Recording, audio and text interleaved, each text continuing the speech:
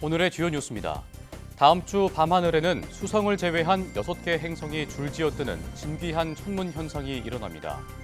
하늘이 맑다면 금성과 목성, 화성, 토성은 맨눈으로 볼 수 있고 천왕성과 해왕성도 망원경으로 관측 가능합니다. 제프 베이조스의 우주기업 블루 오리진이 개발한 초대형 로켓 뉴글렌이 몇 차례 연기 끝에 발사에 성공해 목표 궤도에 안착했습니다. 하지만 몇 시간 뒤 발사된 스페이스X의 초대형 로켓 스타쉽은 7번째 시험 비행에 실패하면서 2단 우주선을 잃어버렸습니다. LA 산불의 피해 정도를 위성 영상으로 분석해보니 발생 5일 만에 여의도 면적의 35배까지 불태운 것으로 확인됐습니다. 이번 산불이 급격히 확산한 데에는 수시로 바람 방향이 바뀌는 등 돌풍 영향이 컸으며 최초 발화 지점으로 추정되는 곳도 찾아냈습니다. 국내 연구진이 자유자재로 크기를 조절해 공간 활용을 극대화할 수 있는 로봇 가구를 개발했습니다.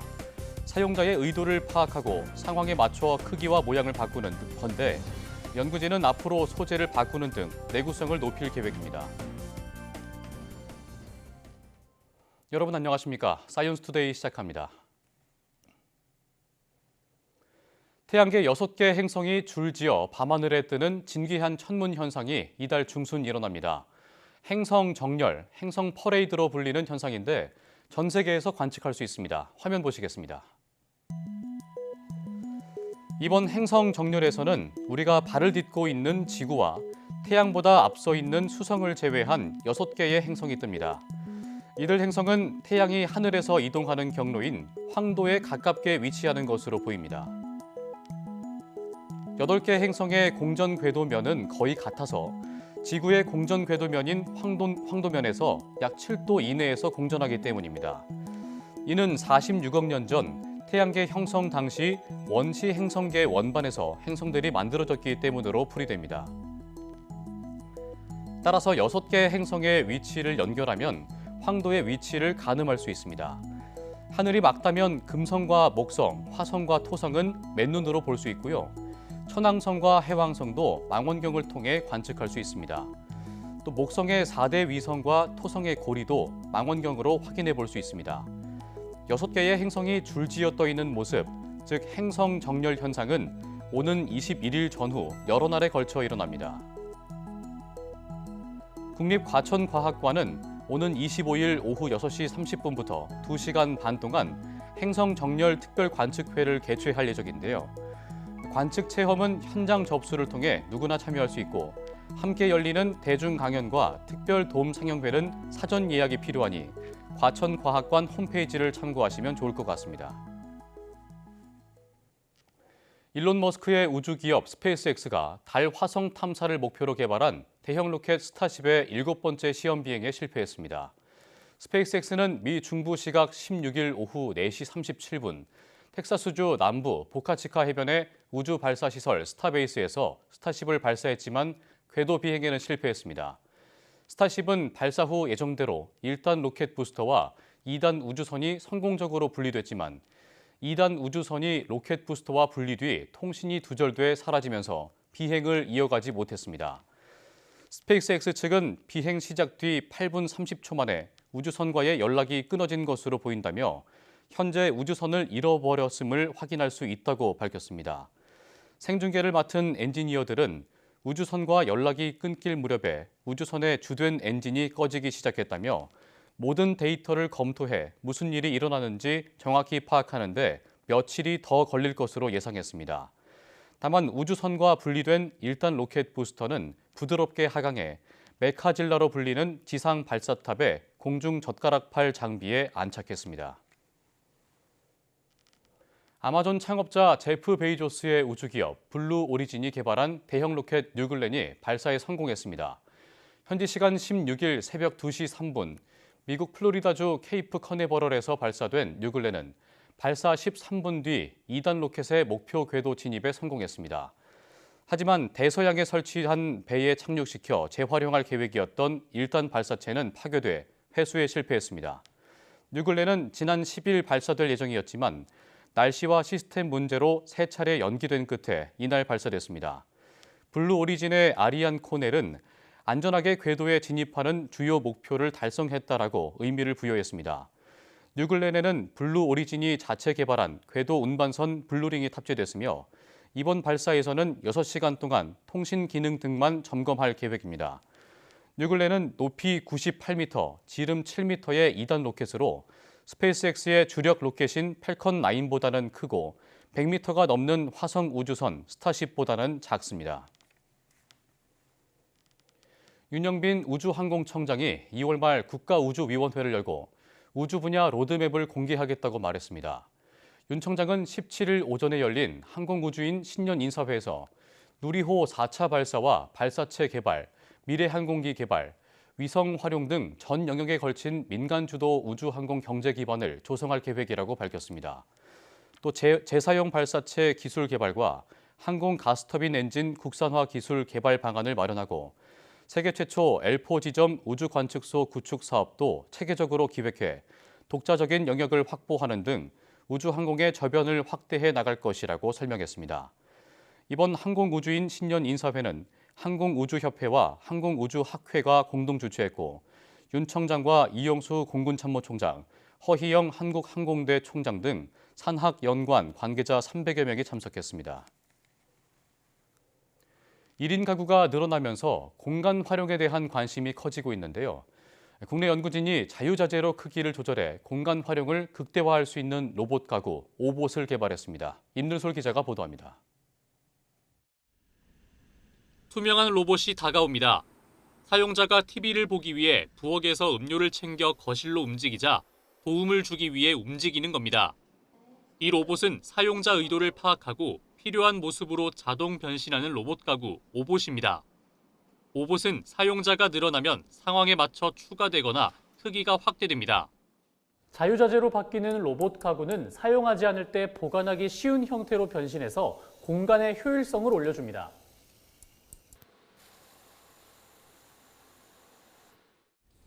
우산처럼 쉽게 접혔다 펼쳐지며 모양이 변하는데 책상, 의자는 물론 수납함, 카트로도 바뀔 수 있습니다. 로봇 가구 오봇은 사용자의 가구 사용 데이터를 학습해 원하는 서비스를 맞춤 제공합니다. 호반만 링커를 적용을 하였고요. 또한 확장하였을 때 그리고 접혔을 때 둘 다 사물을 올려놓을 수 있는 그런 기능을 할 수 있어야 되기 때문에 그 우산 구조를 또 차용을 하였습니다. 일반 가구는 모양 변화가 어렵고 한 번 자리 잡으면 이동도 쉽지 않아 공간 활용도가 많이 줄어듭니다. 반면 오봇은 사용자 맞춤형으로 다양한 가구 형태로 변신해 1인 가구뿐만 아니라 신체적 지원이 필요한 독거노인이나 영유아도 사용할 수 있습니다. 인공지능 기술이나 로봇 기술, 그다음에 음성 인식 기술을 포함을 해서 사용자의 어떤 니즈에 대한 의도를 잘 파악하고 그거에 맞춰서 서비스를 적응적으로 제공해 줄 수 있는 로봇으로 발전시킬 계획입니다. 연구팀은 오봇의 소재를 나무나 유리로 바꾸는 등 내구성을 키워 안전성을 강화하고 효율성을 높일 계획입니다. YTN 사이언스 임늘솔입니다. 120만 년 전 아프리카에 살았던 호모 에렉투스도 사막과 같은 극한 환경에 적응했다는 연구 결과가 나왔습니다. 캐나다 캘거리대 연구진은 초기 사람족의 유적지인 탄자니아 엔가지 난요리의 고고학, 지질학, 고기후학 데이터를 분석한 결과 이 같은 결론을 도출했다고 밝혔습니다. 연구진은 이번 연구 결과는 초기 조상 인류가 전에 생각했던 것보다 더 오래 아프리카의 혹독한 건조 환경에 적응해 살았음을 보여준다고 말했습니다. 또 호모사피엔스만이 극한 생태계에 적응할 수 있었다는 기존 가설과 배치된다고 덧붙였습니다. 세포를 더 정밀하고 안정적으로 영상화할 수 있는 기술이 개발됐습니다. 포스텍 김철홍, 장진아 교수 연구팀은 공초점 형광 현미경과 중적외선 광음향 현미경의 특성을 고루 섞어서 별도의 염색 없이 얻은 이미지를 고해상도 이미지로 바꾸는 딥러닝 기반 영상 처리 기술을 개발했습니다. 이 기술은 총 2단계로 나뉘는데 먼저 해상도 향상 단계에서는 세포핵과 필라멘트 액틴 등 세포 내 구조를 선명하게 구분할 수 있도록 저해상도 이미지를 고해상도로 바꿉니다. 이어 두 번째 가상 염색 단계에서는 인공지능을 활용해 세포 손상 없이도 마치 형광 염색 과정을 진행한 것처럼 이미지를 생성합니다. LA 산불이 발생한 지 일주일이 넘었지만 그동안 정확한 발생 원인이나 피해 규모 파악이 어려웠는데요. 국내의 한 위성 서비스 업체가 위성 영상을 분석한 결과 여의도의 35배 면적이 5일 만에 불타 사라진 것으로 확인됐습니다. 박나영 기자입니다. 초대형 산불이 발생한 미국 LA 퍼시픽 팰리세이즈입니다. 위성에서 바라보니 바람에 따라 산불 확산 상황이 시시각각 바뀌고 있습니다. 유럽 우주국의 센티넬2 위성 영상을 분석한 결과 산불 발생 5일 만에 여의도 면적의 약 35배까지 피해를 본 것으로 확인됐습니다. 이 같은 급격한 산불 확산에는 강한 바람과 돌풍의 영향이 큰 것으로 나타났습니다. 또 최초 발화 지점으로 추정되는 곳도 위성 영상으로 찾아냈습니다. 산불 발생 시점인 지난 7일 오전 LA 토펜가 주립공원에 있는 스컬록 왼쪽 부근에서 큰 불이 발생하는 모습이 포착된 겁니다. 위성 영상을 통한 모니터링 같은 경우에는 아주 넓은 지역을 광역으로 관측이 가능하고 영상뿐만 아니고 풍향, 풍속 같은 기상 정보와 그다음에 주변 취약시설 정보, 도로 상황 등 여러 가지를 복합적으로 한 번에 고려할 수 있어서 이번 산불 피해가 가장 컸던 퍼시픽 팰리세이즈 지역은 바람 방향이 계속 달라지면서 산불이 크게 번졌는데 특히 지난 12일에는 남서풍이 불면서 산불이 내륙 중심부로 옮겨가는 게 관측됐습니다. 앞으로 기상 상황에 따라 LA 시내로 산불이 재확산될 수 있어 각별한 주의가 필요합니다. 국내 위성 서비스 업체는 이번 LA 산불 위성 영상 분석 결과를 UN 재난위험 경감사무국에 전달하고 이를 토대로 재난 피해 규모 산정이나 복구 전략 수립 등을 할 수 있을 것으로 기대했습니다. YTN 사이언스 박나연입니다. 미 로스앤젤레스 대형 산불이 일주일 넘게 이어지는 가운데 바람이 예상보다 약해지고 기상 여건이 나아지면서 진화 작업에 속도를 내고 있습니다. 캘리포니아 소방국은 현지 시간 16일 팰리세이즈 산불 진압률은 22%, 이튼 산불의 진압률은 55%로 지난 24시간 동안 불길이 커지지 않았다고 밝혔습니다. 미 기상청은 이번 주 바람이 바다에서 육지 쪽으로 불어 습도가 높아지고 바람의 흐름이 진정돼 산불 위협을 완화하는 데 도움이 될 것이라고 관측했습니다. 다만 다음 주 초에 국지성 돌풍인 센타에나 바람이 또 불어올 가능성이 있어 화재 위험이 다시 높아질 수 있다고 예고했습니다. LA 카운티 소방당국은 이와 함께 지대가 높은 팰리세이즈 산불 지역에서 주택이 무너지고 집안이 약화하면서 산사태 위험도 커지고 있다고 경고했습니다.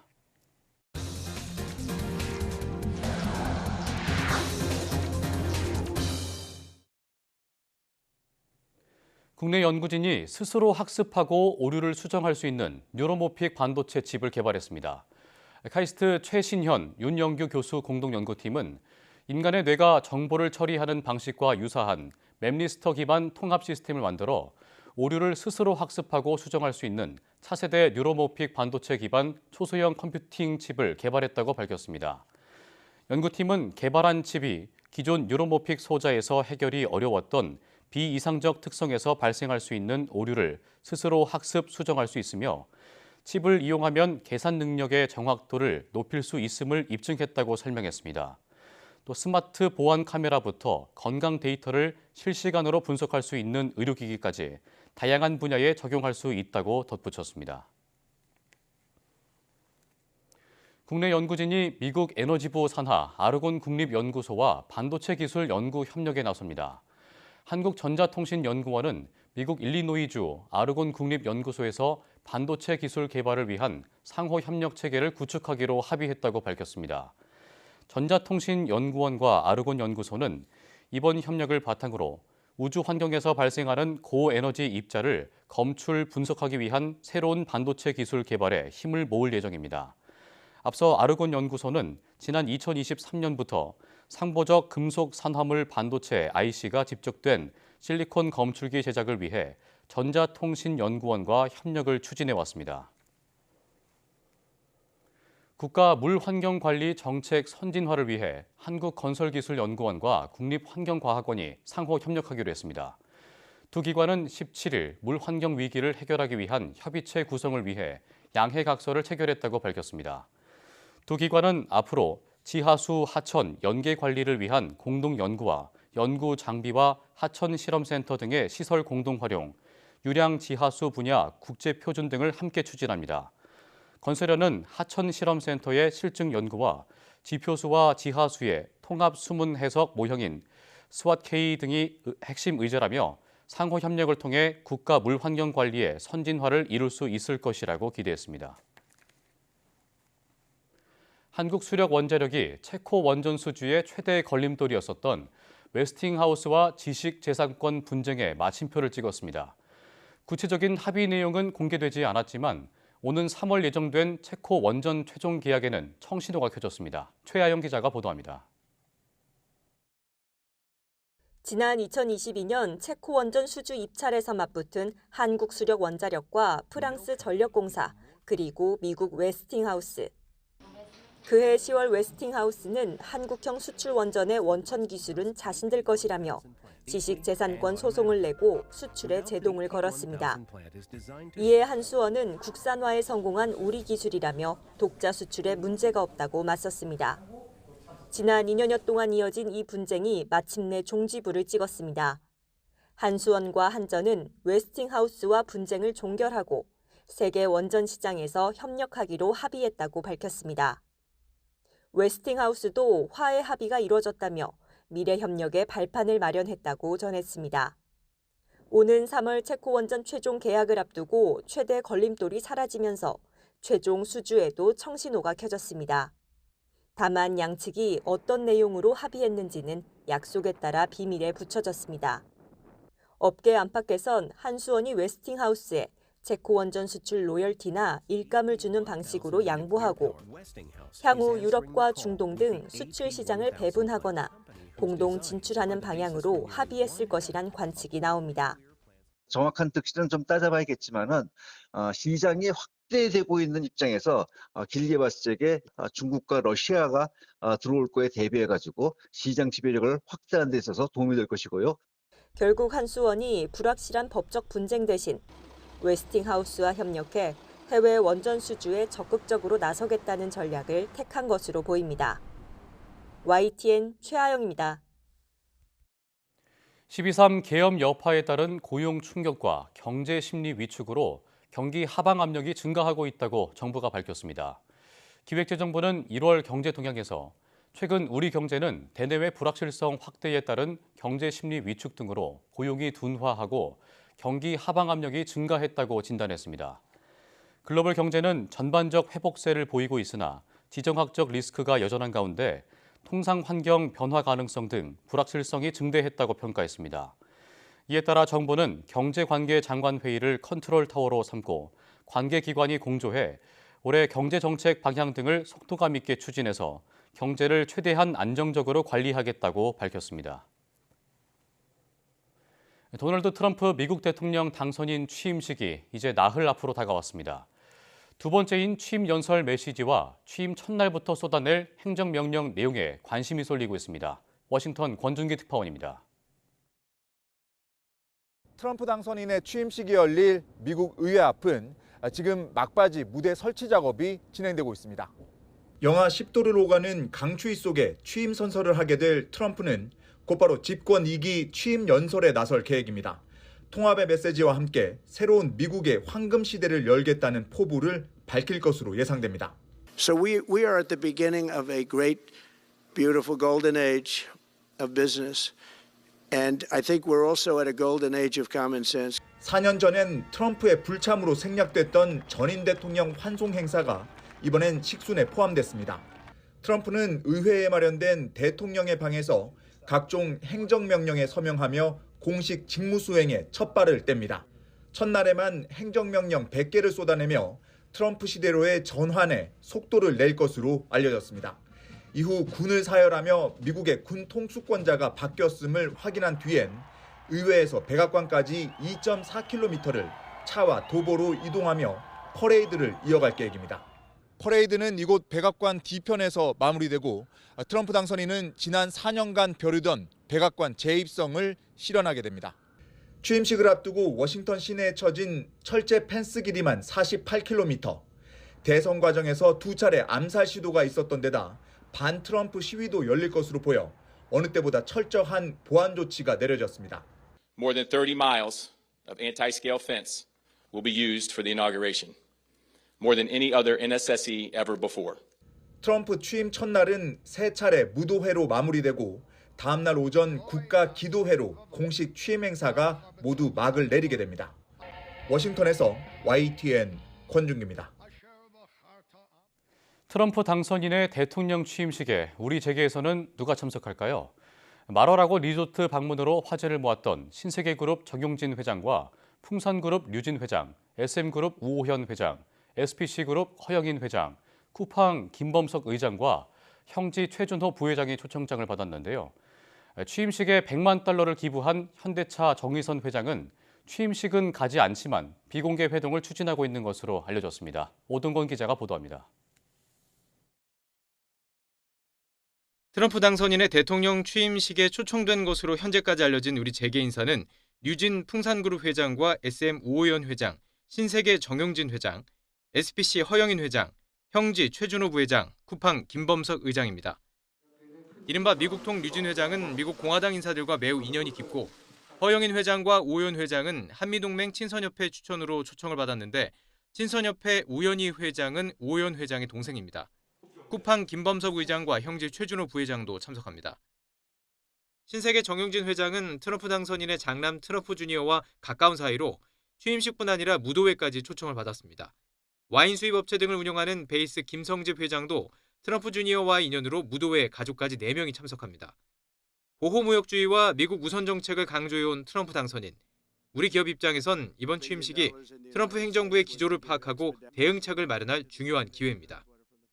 IRA, 인플레이션 감축법 등과 같이 이제 직접적으로 이제 영향을 받을 수 있는 기업들의 경우에는 어쨌든 이제 다양한 이제 외교 채널을 좀 뚫어서 이제 이 트럼프 측근과 트럼프 고위 관계자와들과의 어떤 협상 채널을 좀 뚫어야 되는 상황입니다. 이미 마럴하고 리조트를 방문해 트럼프 당선인을 만나고 온 정용진 회장에 대한 기대도 커지고 있습니다. 트럼프 주니어가 많은 인사들을 소개시켜줘서 많은 사람들과 교류하면서 좀 오랜 시간 대화를 나눌 수 있는 시간이 있었습니다. 정 회장은 당시 귀국길에서 자신은 사업가일 뿐이라고 선을 그었지만 상황에 따라 다양한 역할을 할 가능성도 있습니다.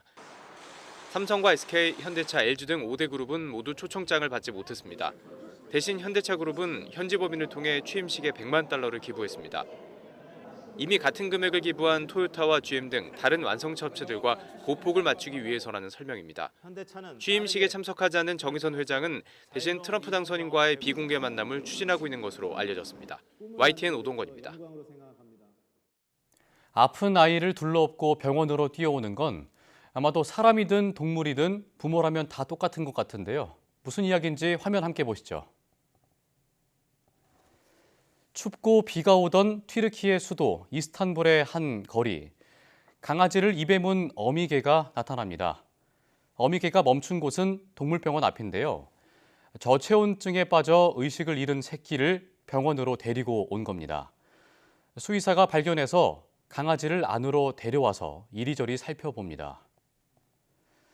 처음에는 얼음장처럼 차가워서 가망이 없다고 생각했지만 다른 수의사가 강아지의 심장이 느리게 뛰고 있다는 걸 확인합니다. 살 수 있을지도 모른다는 희망 속에 약을 투여하고 헤어드라이어로 강아지를 따뜻하게 데웠습니다. 어미개는 자리를 떠나지 않고 검사대 너머를 들여다보며 새끼를 살리기 위한 노력을 지켜봤습니다. 결국 강아지는 기운을 차리고 건강을 회복했습니다. 수의사는 어미의 행동이 매우 특별했다며 다른 강아지를 구조해 동물병원으로 데려온 지역 주민들을 보고 동물병원이 안전한 곳이라고 생각한 것 같다고 설명했습니다.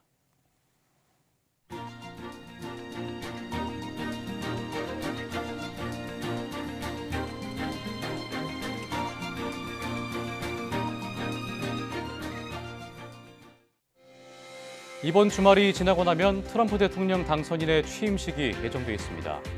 이제 미국의 새 정부가 출범하면 우주 항공을 포함한 과학기술 정책이 상당 부분 달라질 텐데요. 우리 정부의 과학계에 어떤 영향을 미칠지 관심 있게 지켜보시면 좋겠습니다. 뉴스 마칩니다. 고맙습니다.